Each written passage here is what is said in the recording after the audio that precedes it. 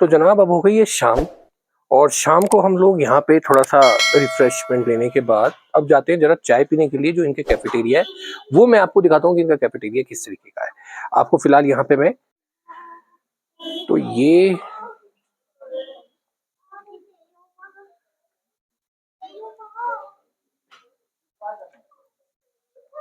जरा छतरी ले ली जाए क्योंकि बारिश कभी भी हो सकती है।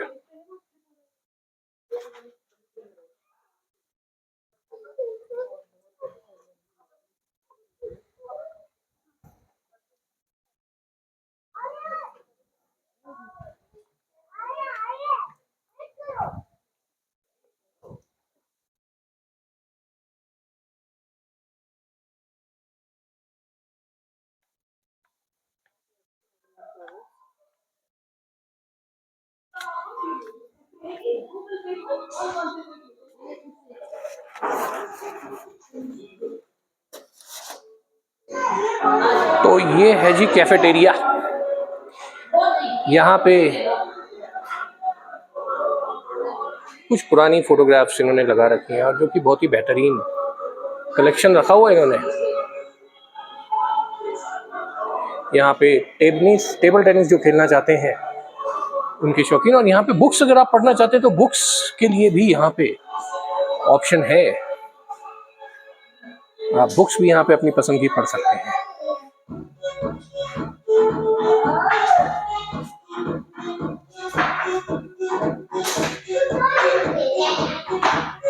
और ये यहाँ की सजावट, तो यहाँ का जो एम्बियंस है ना वो जैसा कि है वो बहुत ही बढ़िया है। और अब मैं आपको मिलवाता हूँ सर से। सर आ सकते हैं ना वीडियो पे? सर एक बार अपना नाम बता दीजिए, क्या है आपका नाम?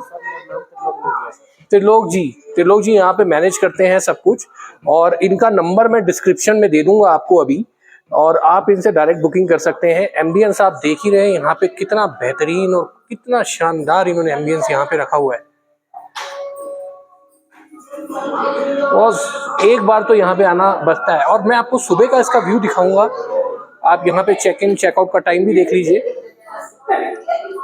आप चेक इन यहाँ पे कर सकते हैं 12:30 बजे और चेकआउट टाइम है 10:30 बजे का। ब्रेकफास्ट यहाँ पे इंक्लूड कर भी सकते हैं आप और नहीं भी। 9 से 10 बजे का ब्रेकफास्ट का टाइम है, और ब्रेकफास्ट यहीं आके करना है, रूम पे भी आ जाता है, रूम पे मिल जाएगा। यहाँ भी कर सकते हैं और रूम पे भी कर सकते हैं, जैसा सही लगे। बहुत बेहतरीन।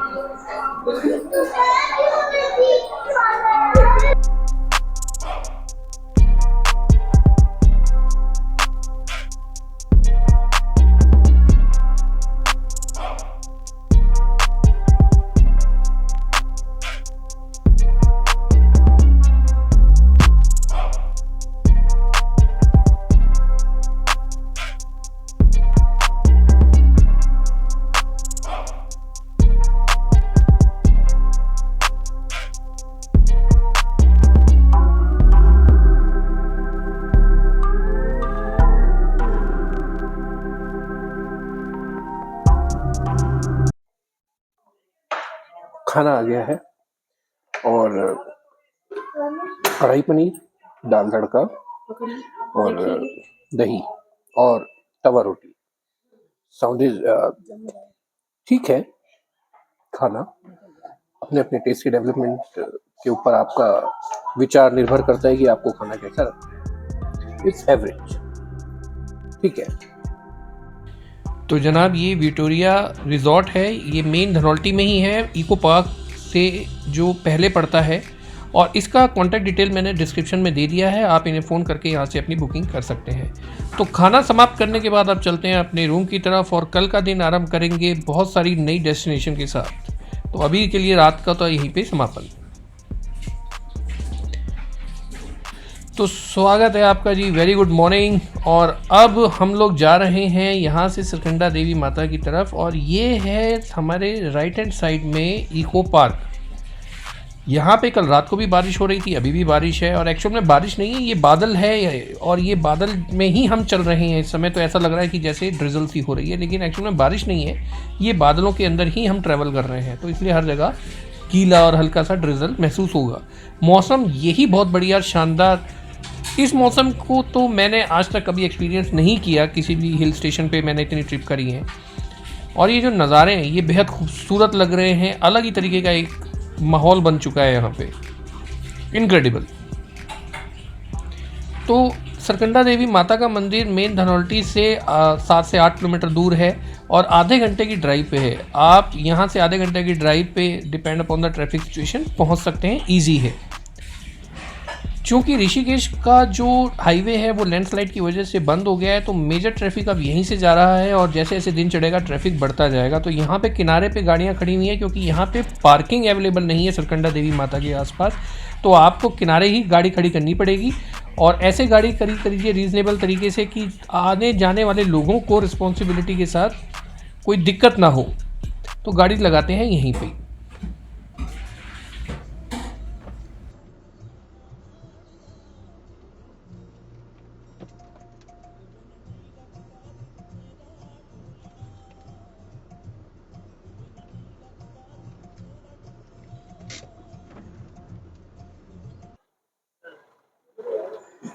तो अब हम जा रहे हैं जी सरकंडा देवी टेम्पल की तरफ। मेरे पीछे जो आप ये सीढ़ियाँ देख रहे हैं, ये सीढ़ियाँ सरकंडा देवी टेम्पल की तरफ जा रही हैं और ऊपर ही इसी रूट पे आपको रोप वे भी मिल जाएगा और मंदिर का भी रास्ता अगर आप पैदल ट्रैक करना चाहते हैं तो यही है। सरकंडा देवी माता का जो ये स्टेयर्स हैं ये रोड से ही जाती हैं, नीचे देखिए आप रोड दिख रही है। और प्रसाद आपको यहीं से लेना पड़ेगा क्योंकि ऊपर कहीं आपको प्रसाद नहीं मिलेगा। तो जो प्रसाद या चढ़ावा आपको लेके जाना है यहीं से ख़रीद लीजिए ऑन द रोड। और ये स्टेयर्स जाती हैं ऊपर, और ये है जो ऊपर आप देख रहे हैं ये मेन गेट है, यहाँ से यात्रा आरंभ होती है। ये माता का जो पद यात्रा करते हैं वो भी यहीं से ही आगे संकल्प लेके यात्रा को प्रारंभ करते हैं। यहाँ से ही रोपवे का रास्ता है, प्लस अगर आप पैदल जाना चाहते हैं 1-1.25 किलोमीटर 1.5 किलोमीटर तो आप यहीं से ही ऊपर जाएंगे। तो आपके रोपवे और पैदल ट्रैकिंग दोनों का रास्ता यहीं से होके जाता है। जय सरकंडा माँ आप सभी दर्शकों की सभी मनोकामनाएं पूरी करें। और चलते हैं हम अब मंदिर की तरफ। ये सीढ़ियाँ बहुत ही ज़्यादा खड़ी चढ़ाई हैं, आगे जाके कुछ रास्ता टूटा हुआ भी है। तो अगर आप सांस के कुछ मरीज़ हैं या दिल के मरीज़ हैं तो यहाँ पे ट्रैकिंग आपके लिए मुश्किल हो सकती है। ये कुछ इन्फॉर्मेशन। और जैसा मैंने कहा कि यहाँ पे ट्रैकिंग आसान नहीं है क्योंकि रोपवे तक 200 मीटर जाने में ही हमारे तो पसीने छूट गए। खड़ी चढ़ाई है और अगर आप ट्रैकिंग करने की आदी नहीं है तो यकीन मानिए आपको यहाँ पे बहुत दिक्कत होगी। लेकिन इन नज़ारों को देखने के बाद थोड़ा सा सुकून ज़रूर मिलता है क्योंकि नज़ारे यहाँ के बेहद खूबसूरत हैं। हालांकि दूर तक का हमें नहीं दिख रहा, फिर भी जो सा भी नज़ारा है, जो भी माहौल है, बहुत ही बेहतरीन और ख़ूबसूरत है। रोपवे की तरफ चलते हैं और रोपवे का जो किराया है वो मैं आपको बताऊंगा कितना है। हम 5 लोगों का था, 4 वयस्क और 1 बच्चा, तो हमारे 1025 लगे टोटल। तो अब आप हिसाब लगा लीजिए कि कितना रोपवे का किराया है। और भाई साहब यहाँ तक पहुँचने के लिए बैंड बज गई और इन खटोले में बैठ गए हैं, ये देखिए। और ये धीरे धीरे मूव कर रहा है अभी। और फिर देखते हैं कि ऊपर अगर मौसम खराब हुआ तो ये बंद भी हो जाएगा, बंद हो जाएगा। बंद कब होगा? आगे चलिए बंद करेगा। उधर हो रहा है। ए भाई करना ये ऐसे अपने आप होगा। अच्छा ठीक है, अपने आप ही दरवाजा बंद हो गया। हम लोग पहले हो गए। साचे दरबार की जय। बजा रहे हैं सरकंडा माता की जय।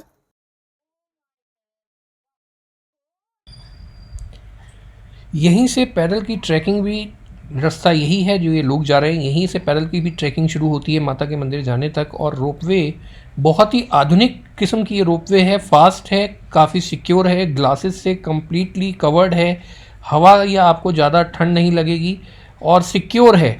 बहुत ही आधुनिक तरीके की ये रोपवे है। ऑटोमेटिक दरवाजे हैं, दरवाजे भी अपने आप खुलते और बंद होते हैं और फास्ट है। हाँ, लेकिन जब मौसम ख़राब हो जाता है तो ये बीच में रुक भी जाती है, जो कि नॉर्मल हर रोपवे में यही एक कंडीशन है क्योंकि वो उसको बंद कर देते हैं अगर ज़्यादा तेज़ हवा चले या बारिश तेज़ हो या मौसम ख़राब हो। लेकिन ये नज़ारे रोपवे से और भी बेहतरीन लगे। हम शायद ट्रैक नहीं कर पाते तो हमने रोपवे को चूज़ किया। ये आपके ऊपर है कि आप पैदल जाना चाहते हैं या फिर आप रोपवे का आनंद उठाना चाहते हैं, बट बेहतरीन है। प्लीज भगवान ऐसा ना हो प्लीज। ओए ओए तू पहले डर जा। प्लीज भगवान ऐसा ना हो। बच्चे भगवान का रूप होते हैं ना, तो उनके साथ मुझे ऐसा कुछ नहीं लगता। पीछे देखना देवू, पीछे देख। ब्लू वाई में तो पे ब्लू वाई में क्यों नहीं गए थे? म्याऊ म्याऊ म्याऊ म्याऊ म्याऊ म्याऊ म्याऊ म्याऊ म्याऊ म्याऊ। म्याऊ देख वो देख म्याऊ। इस रोपवे का जो किराया है 2 वे का 177 रुपये प्रति व्यक्ति है और ये 10 मिनट में आपको मैक्सिमम ऊपर पहुंचा देती है। अगर आप ट्रैक करके जाना चाहते हैं तो 3 किलोमीटर का ट्रैक है जो कि 2 से ढाई घंटे या 3 घंटे में आप पूरा कर सकते हैं।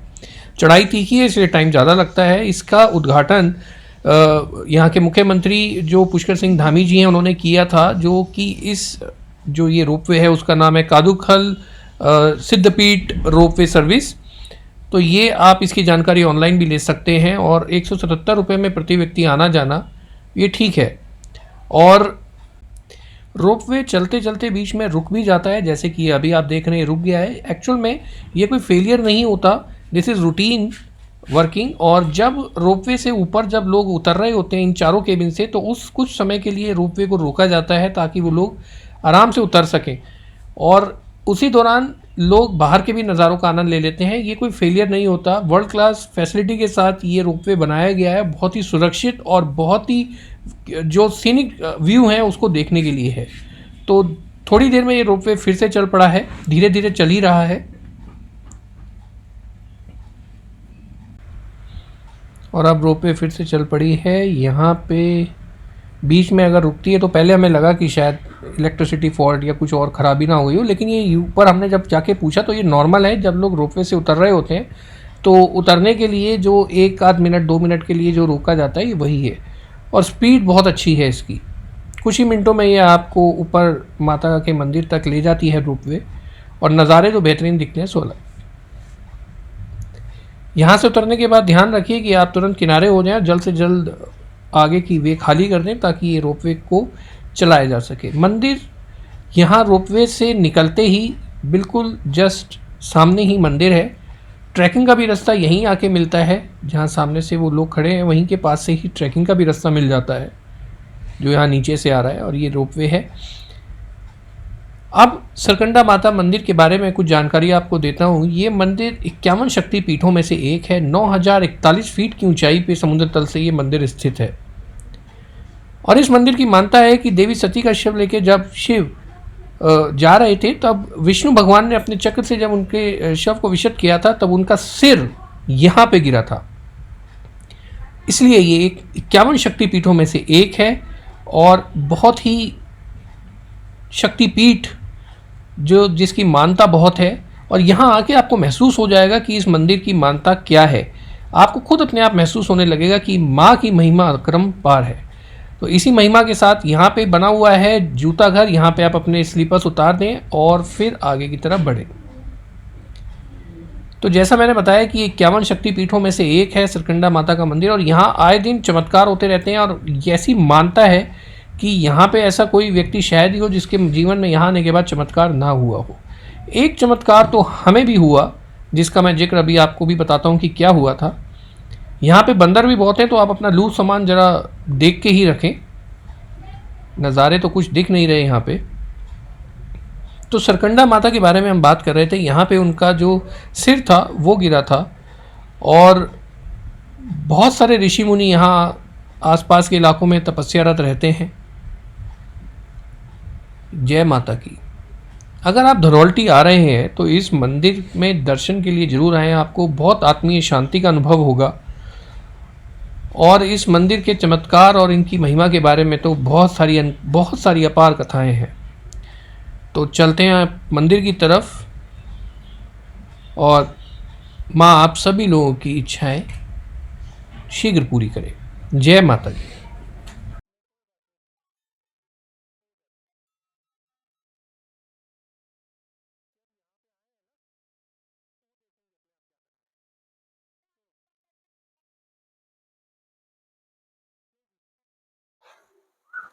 देखो अच्छा हुआ पहन लिया, बहुत पानी है। हाँ ये ठीक है, ऐसे चमत्कार को नमस्कार है।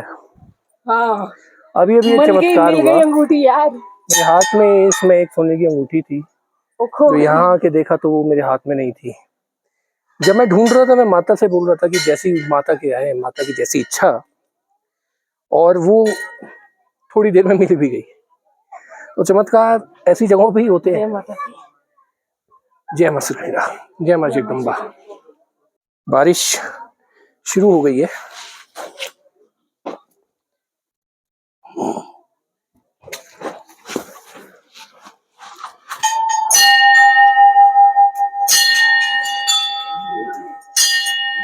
मातेश्वरी, जय हो मैया।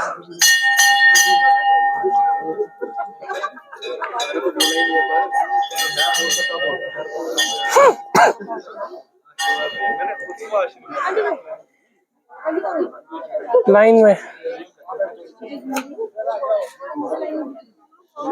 अभी गेट बंद है और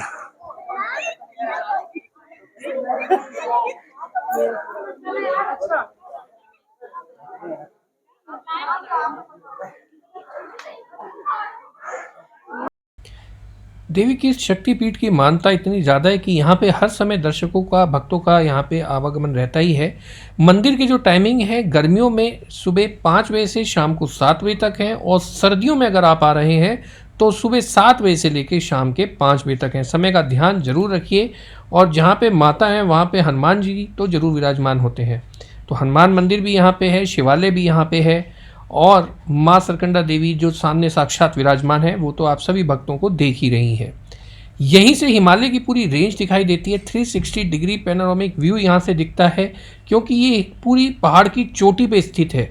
और इस मंदिर के चारों तरफ आपको पूरा नज़ारा जो दिखता है, यहाँ तो अभी इस तरीके का माहौल है कि दिख नहीं रहा है, लेकिन ये बहुत ही अविस्मरणीय यहाँ पे नज़ारे दिखते हैं। ये है माँ सरकंडा देवी का मंदिर, और माँ साक्षात अंदर मूर्ति रूप में यहाँ विराजमान है। यहाँ आने वालों के लिए माता जरूर कुछ ना कुछ ज्ञान देती हैं, माता बुद्धि जरूर देती हैं। ऐसा यहाँ पे लोगों को मानता है कि यहाँ पे आके आपको किसी न किसी चीज़ का ज्ञान जरूर प्राप्त होगा। मनोकामना को पूर्ण जरूर करती हैं माता जो यहाँ पे आते हैं सच्चे मन से। इसी मनोकामना के साथ हम इस वीडियो को यहीं विराम देते हैं। अगली वीडियो में और कुछ दर्शनीय स्थलों के साथ आपके साथ फिर प्रस्तुत होंगे। जय माता दी।